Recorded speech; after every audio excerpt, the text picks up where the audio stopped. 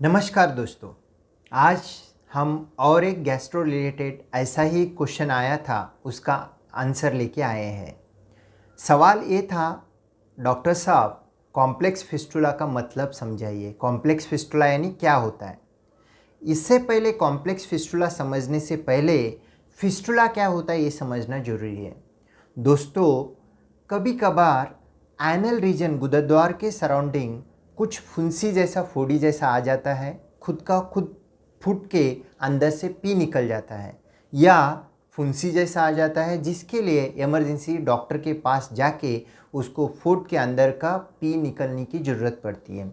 इसके बाद में कुछ महीनों के बाद में एक कंटिन्यूअस वहाँ से पी आना, कुछ पानी आना चालू रहता है।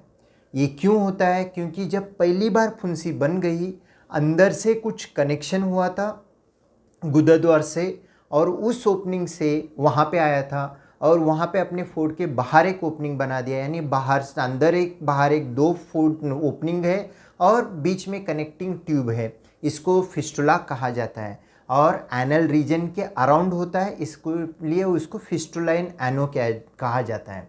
अभी जो सवाल था कॉम्प्लेक्स फिस्टुला यानी क्या है, इससे पहले दोस्तों बहुत सारे क्लासिफिकेशन थे, ट्रांसपिंट्रिक, इंटरस्पिंट्रिक, सुप्रास्पिंट्रिक, बहुत सारे क्लासिफिकेशन थे, लेकिन पर्पस सॉल्व नहीं हो रहा था। अपने को ध्यान में लेने की ज़रूरत है।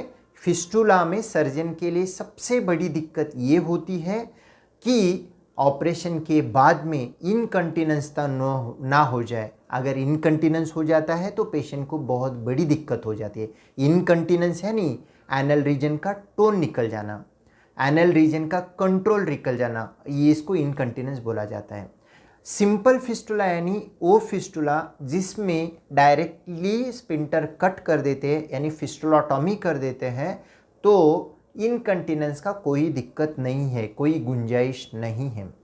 कॉम्प्लेक्स फिस्टुला का मतलब ये है, ये American society of colorectal surgeons 2011 में कुछ फार्मूलेशन दिए हैं कि 8 कैटेगरी के पेशेंट को ऑपरेशन करने से पहले कॉम्प्लेक्स फिस्टुला समझना चाहिए। ये 8 कैटेगरी में सबसे पहली कैटेगरी आता है the fistula track crossing more than 30% of sphincter. इसका मतलब क्या है? एक्सटर्नल स्पिंटर यानी बाहरी स्नायु, उस स्नायु का अगर 30%, अगर ये स्नायु है नीचे का 30% कट कर दिया गया सर्जरी में, कुछ दिक्कत नहीं होने वाला।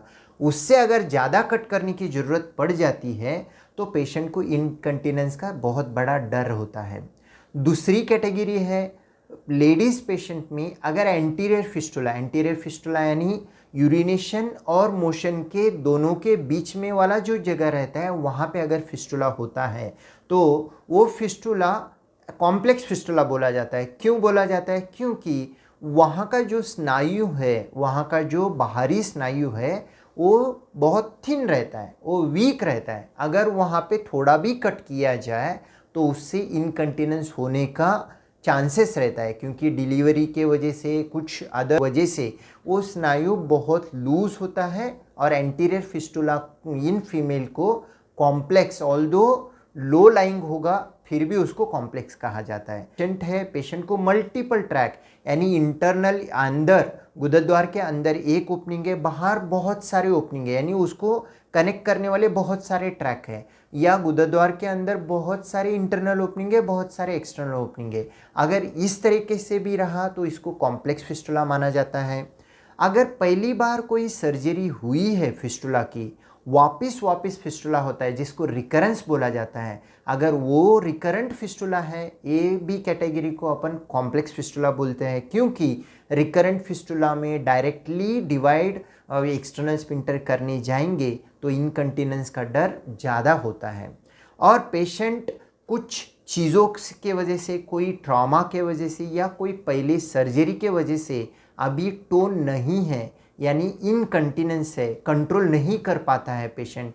कुछ फ्लेटस इनकंटिनेंस हो सकता है, कुछ लिक्विड इनकंटिनेंस रह सकता है पेशेंट को, या एक्चुअल फीकल इनकंटिनेंस रह सकता है। अगर इनकंटिनेंस है वो भी एक रिस्क फैक्टर, या उसको भी एक कॉम्प्लेक्स फिस्टुला का कैटेगरी बोला जाता है। इन चीज़ों को छोड़ के कोई पहले का कैंसर था और उसको रेडिएशन दिया है, रेडिएशन दिया है तो वहाँ के स्नायु पूरे वीक हुए हैं, और ऐसे भी पेशेंट को डायरेक्टली फिस्टुलोटॉमी करने जाएंगे तो स्पिंटर इंजरी का डर बना रहता है।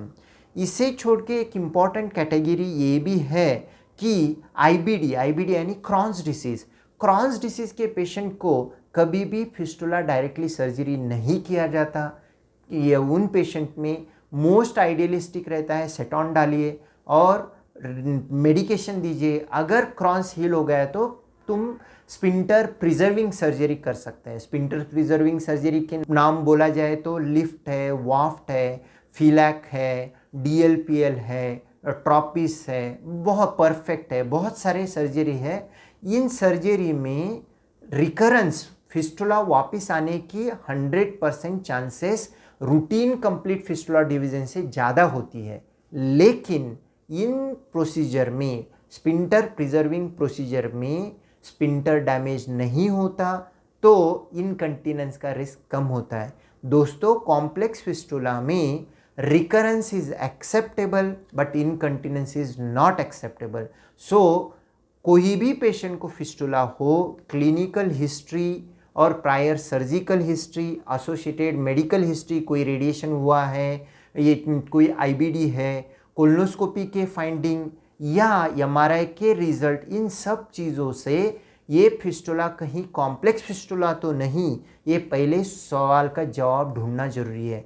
अगर कॉम्प्लेक्स फिस्टुला है, जो स्पिंटर प्रिजर्विंग सर्जरी अभी मैंने बोले हैं इनमें से कोई या कोई surgeon specific sphincter preserving surgery है वो कर सकते हैं।